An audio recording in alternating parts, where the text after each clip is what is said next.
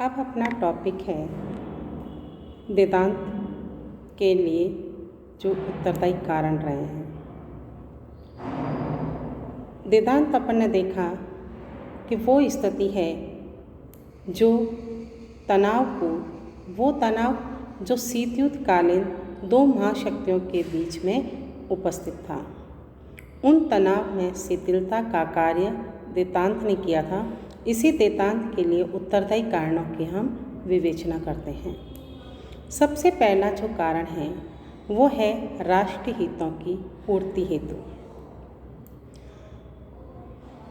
दोनों महाशक्तियों ने यह महसूस किया कि हमारा जो धन है वो अस्त्र शस्त्र पर खर्च करने के बजाय हम जन कल्याण व आम आदमी के भविष्य को सुखद बनाने हेतु हो, तो उससे हमें शांति व सुरक्षा मिलेगी। वो शांति और सुरक्षा हमारे राष्ट्रीय हितों के लिए बहुत आवश्यक है।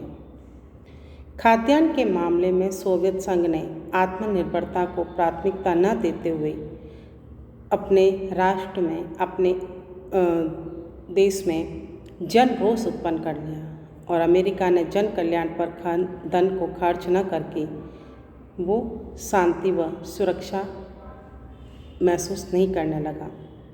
तब दोनों ने महसूस किया कि अब राष्ट्रीय हितों की पूर्ति के लिए हमें अपने धन का उपयोग या उसका खर्च हमें जन कल्याण या लोक कल्याण हेतु करना होगा ताकि शांति व सुरक्षा कायम रह सके। दूसरी बात, सोवियत संघ का आर्थिक विकास की आवश्यकता। सोवियत संघ के पास तकनीकी ज्ञान का अभाव था। कृषि क्षेत्र में तो आत्मनिर्भरता नहीं हो पाई। गैस भंडारों का भी वो दोहन न कर पाया और खाद्यान्न आपूर्ति की आवश्यकता अनवर्थ रही क्योंकि उसकी जनसंख्या ज़्यादा थी।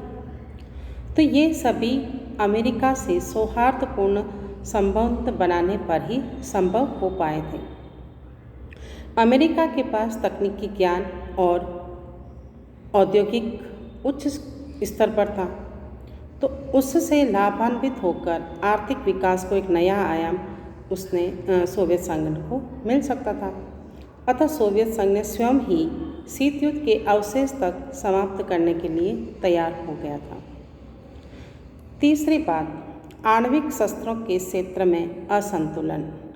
आणविक क्षेत्रों के मामले में यह था कि संयुक्त राज्य अमेरिका तो पहले से ही शक्ति संपन्न था, आणविक शस्त्रों के भंडार थे।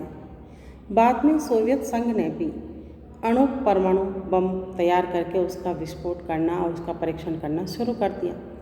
ऐसे में अमेरिका को ये महसूस होने लगा और उसको खतरा होने लगा या उसको चिंता होने लगी कि भविष्य में ये भी मेरे बराबर का शक्ति संपन्न राष्ट्र बन जाएगा। तो अब उन दोनों बीच में जो असंतुलन था वो ख़त्म हो गया और एक संतुलन डेवलप हो गया। इसी संतुलन के कारण दोनों ने एक समझौता किया कि हम इससे ज़्यादा हथियारों का निर्माण नहीं करेंगे, नहीं तो ये आणविक युद्ध हमारे दोनों के लिए ही नुकसानदायक होने लगेगा। फिर है आणविक युद्ध का भय। दोनों राष्ट्रों ने आणविक आयुधों का निर्माण कर लिया, लेकिन इसकी मारक क्षमता से चिंतित होने लगे।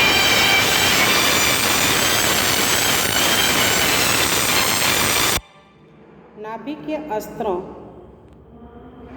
की मारक क्षमता इतनी भयानक व विनाशकारी थी कि कोई भी महाशक्ति ये दावा नहीं कर सकती थी कि परमाणु युद्ध में हमें लाभ ही होगा। अतः इससे बचने के लिए वेदांत संबंध शुरू हुए। फिर है राष्ट्रीय प्राथमिकताओं में बुनियादी परिवर्तन। इन्होंने लोक कल्याण पर ध्यान नहीं दिया और दोनों एक दूसरे के विरोध होकर लड़ाई लड़ते रहे, अस्त्र शस्त्र सैनिक गठबंधन पर बल देते रहे। बाद में इन्होंने महसूस किया कि तकनीकी ज्ञान और संसाधनों का उपयोग तो हमें जन कल्याण में लगाना चाहिए था। अगला पॉइंट, शीत युद्ध का तनावपूर्ण वातावरण। शीत युद्ध मनोवैज्ञानिक युद्ध था। एक निलंबित मृत्युदंड के समान था, जो कि गर्म युद्ध से भी अधिक भयावह महसूस होने लगा। ये हालात तो कभी भी सशस्त्र विद्रोह या युद्ध छेड़ सकते थे, तो इससे बचने की दिशा में देतांत पर ध्यान दिया गया। नेक्स्ट पॉइंट है साम्यवादी गुटबंदी का ढीलापन तथा सोवियत संघ चीन मतभेद। अब मॉस्को में साम्यवाद से स्वतंत्र होने की चेष्टा के कारण अमेरिका से शांतिपूर्ण संबंध बनाकर उसने अपनी स्थिति को मजबूत करने की अभिलाषा से देतांत का कारण बना। फिर है गुटनिरपेक्ष राष्ट्रों की भूमिका। गुटबंदी तोड़ने में इन्होंने शीत युद्ध के दौर में बहुत सहायता की। गुटनिरपेक्षता दायरा इतना बढ़ गया था कि गुटनिरपेक्ष आंदोलन राष्ट्र स्वतंत्र विदेश नीति के साथ साथ सहयोग की आवश्यकता पर भी बल दिया, तो महाशक्तियों में प्रतिद्वंदिता की जगह सहयोग ने ले ली। फिर है द्विगुटीय राजनीति का परिवर्तन कि जब तक शक्ति के केंद्र ये दोनों ही थे, बाद के वर्षों में धीरे धीरे राष्ट्र के विश्व के काफ़ी राष्ट्र शक्तिशाली होकर उभरने लगे। शक्ति के केंद्र बहुत से हो गए, कूटनीतिक मंच भी शक्ति के केंद्र हो गए। ब्रिटेन, फ्रांस, चीन, जापान, जर्मनी, भारत, ये सभी आर्थिक व राजनीतिक शक्ति के केंद्र होते गए और स्वतंत्र विचरण करने लगे, तो देतांत को जन्म देने का ये कारण बना। फिर है महाशक्तियों को अपने गुटीय मित्रों से निराशा। फ्रांस का अमेरिका विरोधी दृष्टिकोण और चीन द्वारा सोवियत संघ को दी जाने वाली चुनौती देतांत के लिए उत्तरदायी रही। दोनों राष्ट्रों ने अपने अपने मित्रों की संख्या को बढ़ाने के लिए, अपने अपने वर्चस्व को बढ़ाने के लिए, स्थापित करने के लिए और उस विचारधारा को में बढ़ोतरी करने के लिए मित्र बनाने शुरू कर दिए थे और उन्हें आर्थिक सहायता भी देना शुरू कर दिया था।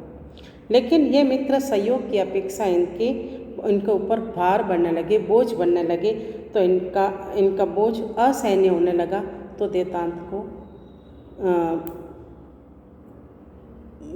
की मांग बढ़ने लगी।